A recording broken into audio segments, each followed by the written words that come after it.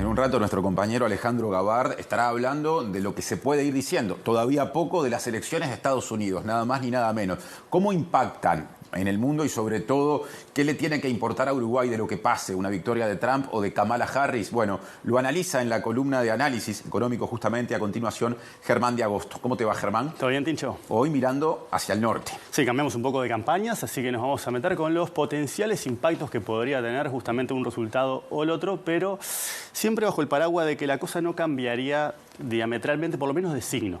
Sí, naturalmente tendríamos una influencia mucho más virulenta y una reacción mucho más agresiva de las cosas que son más negativas, en el caso de una victoria de Trump, pero hay algunas cosas que son relevantes en la clave de un país pequeño, abierto, alejado del dinamismo global, que de alguna manera comparten factores en común, y esta es una de ellas, ¿no? Es el riesgo de un mayor proteccionismo e incluso de una fragmentación. Los organismos internacionales le llaman fragmentación geoeconómica, porque supone justamente dividir el mundo en dos bloques confrontantes y rivales, ¿sí? en reminiscencias del pasado. Y si vos te fijas acá, ¿por qué motivo no cambiaría tanto el resultado? Porque acá tenemos justamente una foto que marca para mí lo que es esta identificación de un cambio de época en una época de cambios, y es justamente la disputa hegemónica que tiene Estados Unidos y China. Lo que estamos viendo en el gráfico es el peso que tiene cada una de estas dos potencias en el crecimiento o en el PIB mundial. Si te fijas, fíjate lo que es el milagro chino, son 45 años ininterrumpidos de un crecimiento anual del 10% o más,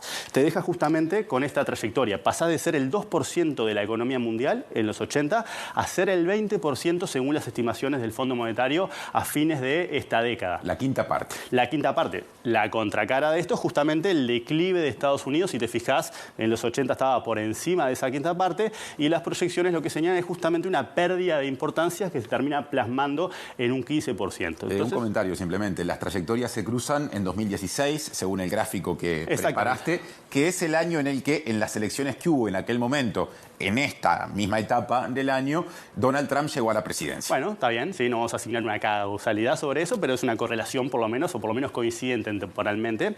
Y lo que tenés acá es justamente el motivo por el cual no cambiaría tanto la situación en su signo, pero naturalmente sí en la virulencia del cambio. Bien. En particular, Trump señaló que su palabra favorita del diccionario es arancel. Por lo tanto, lo que tenemos es justamente ya la intención de aumentar los aranceles para todos, ¿sí? En particular para China, justamente en el marco de esta situación.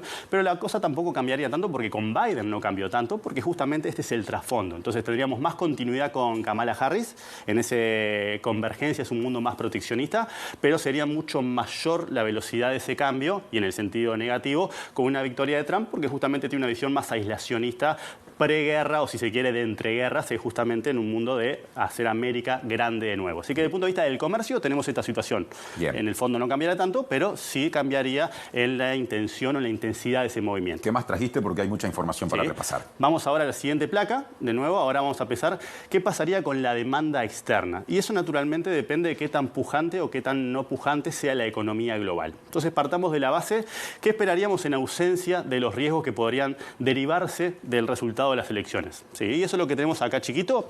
Básicamente el mundo en su conjunto crecería 2,5% en el próximo quinquenio.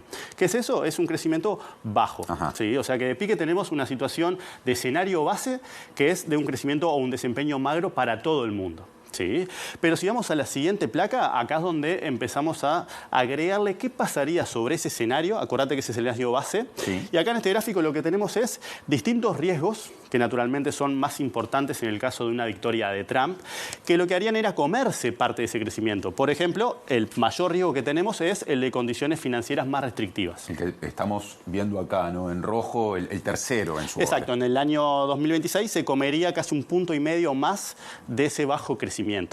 También tendríamos menos migración. Ahí hay que tener en cuenta también la retórica de Trump, básicamente tanto para su enemigo interno como para su enemigo externo, y la intención de aplicar lo que es la ley de enemigos extranjeros, que es una ley de 1798 que se usó 3 veces desde entonces, pero básicamente que implica una deportación masiva, que es lo que retóricamente él ha venido señalando, porque justamente entiende que el país ha sido invadido por los migrantes, que no solamente se comen las mascotas, en Springfield en particular, sino que además justamente roban los trabajos y suponen todas las cosas vinculadas con el crimen, las drogas y todos los males que él entiende que supone justamente la migración que ha recibido Estados Unidos. Claro que lo de las mascotas lo dijo en un debate televisivo, lo que obligó, no recuerdo si al moderador o moderadora, a corregirlo y a decirle en el momento que eso no era así. Pero te seguimos escuchando. Es parte de justamente de lo que el mundo que se viene justamente ante una nueva victoria de Trump y también justamente el menor riesgo, pero sin un riesgo que también lastraría el crecimiento, tiene que ver con ese mayor proteccionismo. Así que todos estos riesgos se acentuarían naturalmente, en particular que tiene que ver con la migración.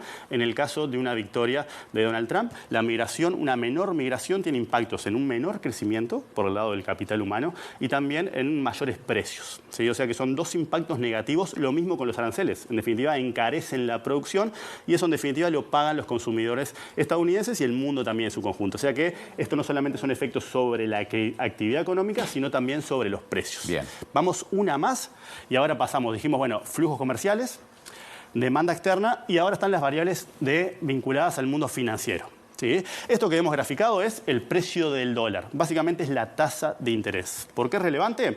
Porque es lo que compartimos todos los países cuando nos endeudamos. Básicamente todos los países pagamos la tasa libre de riesgo, la tasa de Estados Unidos, y la prima por el riesgo inherente a cada país. No es lo mismo Uruguay que Argentina, pero en definitiva todos pagamos esa tasa libre de riesgo. Si efectivamente vamos a un escenario de mayor inflación, como el que venimos justamente hipotetizando que podría suceder, eso obligaría a la Reserva Federal, principal banco central del mundo, a elevar la tasa de interés. Eso supondría que, de alguna manera, el costo de financiamiento empeora para todos los países emergentes, en particular para la región, en particular para Uruguay. Así que ahí tendríamos un efecto asociado a el aumento de las tasas de interés. Fíjate que nosotros estamos cómodos cuando el gráfico se acerca a cero. Ajá. ¿Por qué? Porque el dinero es muy barato, es abundante el crédito y el dólar justamente es un bien abundante y por tanto más barato. ¿Sí? Se nos complica la vida cuando la tasa de interés empieza a subir. ¿Qué es lo que estaba pasando? La tasa de interés estaba bajando. ¿Por qué? Porque la inflación venía cediendo.